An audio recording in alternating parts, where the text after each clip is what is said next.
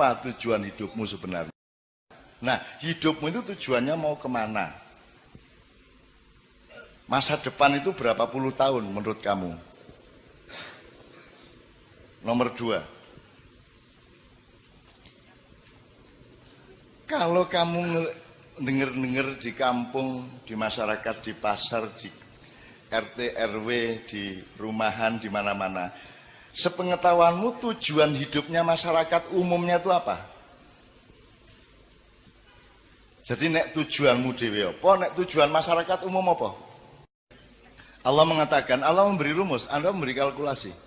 Kalau kamu mencari dunia, kamu akan mendapatkan, barang siapa mencari dunia, dia akan mendapatkan sedikit bagian dari dunia. Tapi kalau dia mencari akhirat, mencari aku, dia akan mendapatkanku, mendapatkan akhirat, dan mendapatkan bagian yang banyak dari dunia. Carilah dimensi akhirat, gitu ya. Carilah tujuan akhirat, di dalam atau pada apapun yang Allah berikan kepadamu. Dikasih duit didoleki akhirate, kayak bojo doleki akhirate, kayak penggawean doleki akhirate, itu maksudnya begitu. Jadi yang harus diprimerkan adalah pencarian akhirat tadi itu. Kan nek kowe krungu bapakmu mbahmu menasihati kan kualik.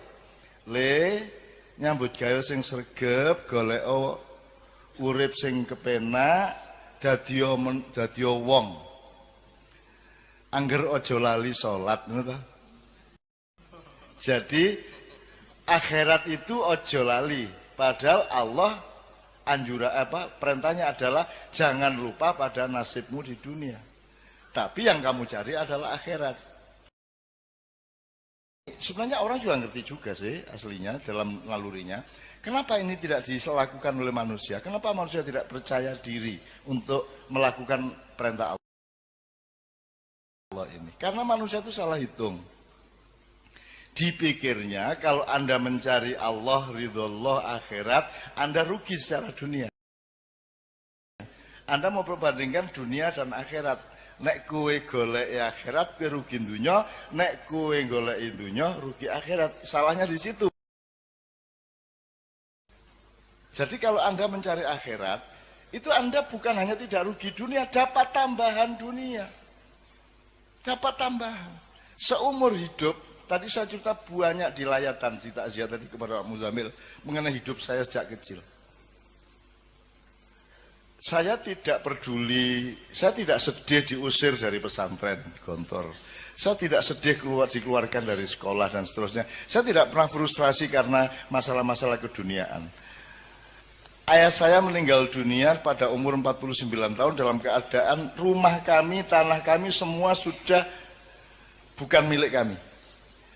Hutang kita sudah, kalau sekarang mungkin miliaran ya. Dan kita tidak mungkin mampu membayar. Ayah saya punya anak 15, saya nomor 4. Ya. Tapi kami tidak pernah frustrasi, pokoknya kita menjalankan apa yang harus kita jalankan.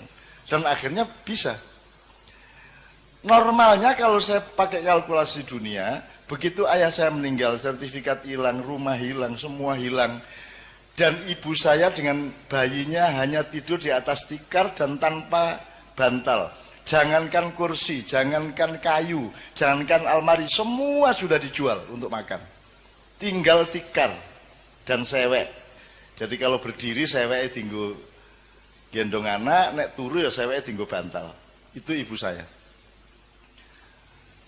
Tapi saya tidak pernah mengalami frustrasi dengan keluarga saya dalam keadaan semiskin kayak apapun. Karena miskin dan kaya itu tidak dengan kalkulasi seperti Anda menghadapi dunia. Sing ngarani ngono ki melarat sapa? Sing ngarani nek duwe mall ki sugih ki sapa? Wong kae duwe mall siji isih kepengin loro berarti melarat dek isih kepengin meneh. Lagi niki ra duwe apa-apa malah ora pengen apa-apa. Gitu loh. Karena saya sudah cukup, semuanya sudah cukup. Jadi tolong logika dan kalkulasinya dipikirkan lagi, bercermin, menimba dari cermin tadi itu, dipikirkan lagi. Contohnya Pak Muzamil sudah mengatakan Ma'iyah. Teman-teman sekalian, coba ini redaktur Ma'iyah sebenarnya sudah mengumpulkan teman-teman penulis untuk mendata saja. Anda tahu sekarang Ma'iyah itu di mana-mana. Di Kalimantan, di Korea, di Batam, di Lampung, di Jawa Barat, di banyak kota, di Jawa Tengah, Jawa Timur banyak sekali. Saya tidak mengatakan itu keberhasilan. Ada orang ngelompok kaya ngene iki nganti jam 3 esuk, itu tidak mungkin ciptaan manusia. Jadi jangan pernah mengatakan copyright Ma'iyah adalah Emainun Najib. Tidak, saya tidak mampu bikin Ma'iyah. Jangankan bikin, mencita-citakan atau memimpikan, membayangkan pun tidak berani saya. Bahwa akan ada orang duduk di hadapan saya jam 9 malam sampai jam 3 pagi. Siapa berani mimpi seperti itu? Nabi Nuh saja 900 tahun hanya dapat berapa orang Pak Musanto? Sekitar 80 orang. Itu 100 tahun mendahne kue mubal iki. 100 tahun bayangke kuwi berarti 9 tahun untuk siji. 90 tahun. Enggak ya? Sementara gini, jadi ada kalkulasi lagi. Sehebat-hebatmu mencapai sesuatu, menumpuk uang, menumpuk harta, mendaki kursi kekuasaan, sehebat-hebatnya pencapaianmu, bisa nggak dibandingin dengan pemberian Allah kepadamu? Kalau ibarat semua pencapaian hidup manusia itu setetes air, maka pemberian Allah kepadamu adalah 7 air lautan yang tidak pernah kering, meskipun kamu makan dan kamu minum terus menerus. Jadi sehebat-hebat apa yang bisa saya capai di dunia, sepinter apapun, sedahsyat apapun saya ini, tapi tidak bisa mencapai 0,1% dibanding yang Allah kasih kepada saya. Contohnya Ma'iyah ini.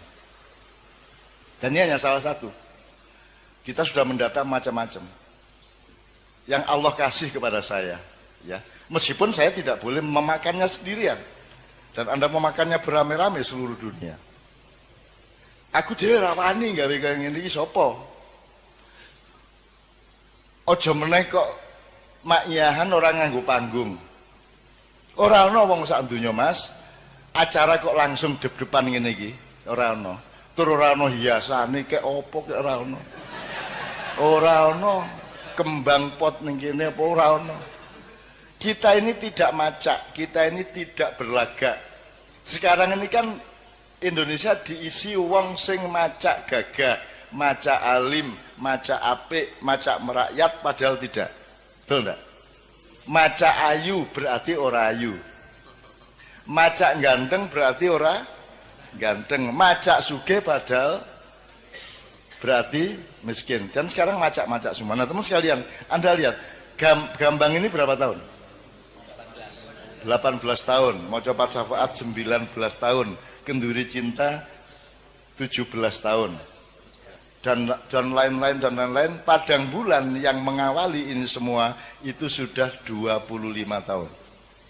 25 tahun. Anda bisa hitung. Sekarang Anda minta tolong teman-teman IO atau akuntan, hitung biayanya. Tidak usah biaya seluruh Ma'iyahan, biaya perjalanan saya. Biaya perjalanan saya untuk Ma'iyahan selama 25 tahun ini. Bensinnya berapa, sangunya berapa, sak piturute. Pernahkah kita mikirin biaya itu? Pernahkah kita? Allah kasih semuanya. Allah memberi orang jurono udan duit ya orang. Tapi melalui cahaya yang disinarkan kepada hatimu, sehingga ada sing urun di kaca itu ono sing ben kaca nggawa karpet. Coba. Jadi karpetnya kaca itu uga banget. Ki suwe-suwe dadi agen karpet di Ma'iyah. Karena dia bersyukur. Dan kalau ini yang kelihatan mata aja luar biasa rahmat Allah yang saya tidak mungkin mampu membuat, teman-teman sekalian. Tidak mungkin. Ya. Belum lagi yang aneh-aneh. Jamaah Ma'iyah yang bukan jamaah Ma'iyah langsung itu jumlahnya mungkin 1000 kali lipat daripada jumlah jamaah Ma'iyah yang saya bisa lihat. Dan yang namanya YouTubers itu, ya Allah. Kuwi ya wong Jawa, ya wong Batak, ya wong Sunda, ya wong Madura, ya Cina, ya bule, ya wong Arab, ya Sunni, ya Syiah, macam-macam, yo congklang, segala macam. Mereka jamaah maya, termasuk kiai-kiai. Dan ada yang anak dari Semarang kalau tidak salah, Semarang apa Solo, itu makyahan ke Jombang itu naik motor sendirian dan dia masih SMA kelas 2 beragama Katolik. Kalau Anda lihat makyahan di mana-mana banyak anak-anak kecil ikut dan mereka tidak tahu kue kurung ono cilik. Ora tahu toh? Ora tahu. Pernah kamu melihat ada makyahan pakai penjagaan keamanan? Al-Bansur wal Kokam? Tidak pernah ada. Saya hormat kepada teman-teman Banser, Kokam, Satgas PDIP dan seterusnya, tapi di Maiyah ini kita tidak mengancam siapapun sehingga tidak perlu ada yang menjaga. Karena kita yang akan menjaga semuanya. Dan penjagaannya tidak karena kehebatan silat Anda, penjagaannya karena Anda kesini ini untuk mencari Allah dengan hati yang penuh keikhlasan. Maka itu adalah keamanan yang seaman-amannya. Terakhir, tolong teman-teman ikut mendata, Mas. Saya itu tiap hari, ya Allah, saya tuh sampai kadang-kadang tidak berani berdoa loh. Lah kurang apa tuh Gusti Allah ngasih saya itu? Saya lihat orang jilbaban, aku merasa swarga kui.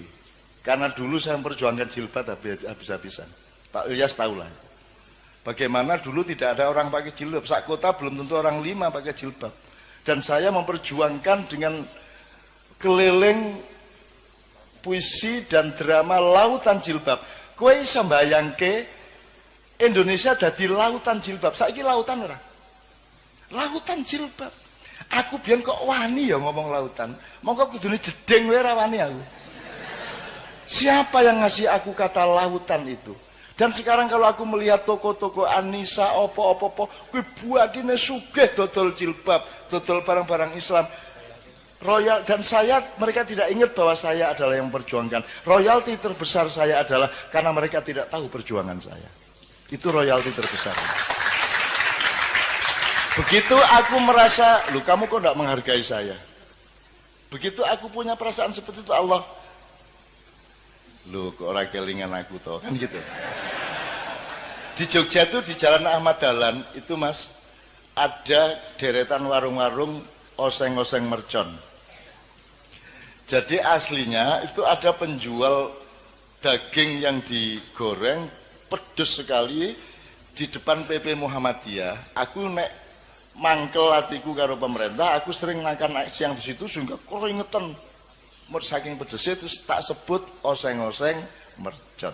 Akhirnya koran-koran menulis oseng-oseng mercon. Akhirnya saiki Cino-Cino kabeh dodol oseng-oseng mercon.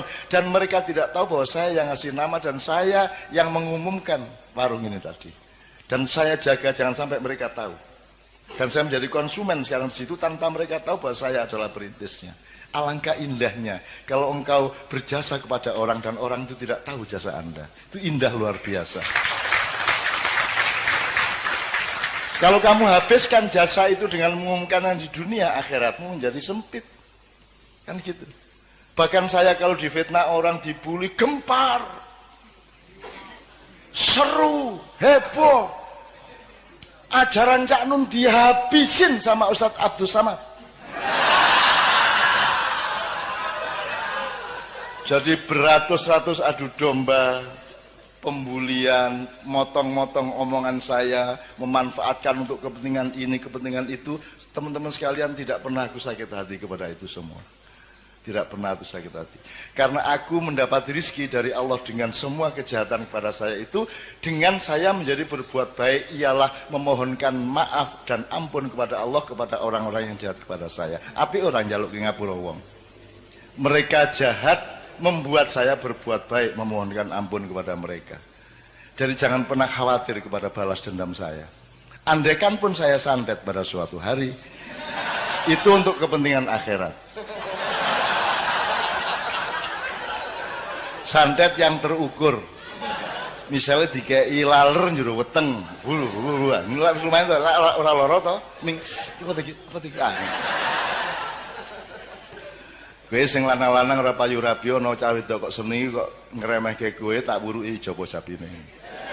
Kowe tekan ngomong, "Aduh, aduh, aduh." ngono kuwi iku cah wedok terus kang kok ketok raiku ya sapa ya iki berarti sing nyantet iki berarti ini bukan hasil dulu bukan hasil santet ya Mas. Oke. Jadi teman sekalian kalkulasi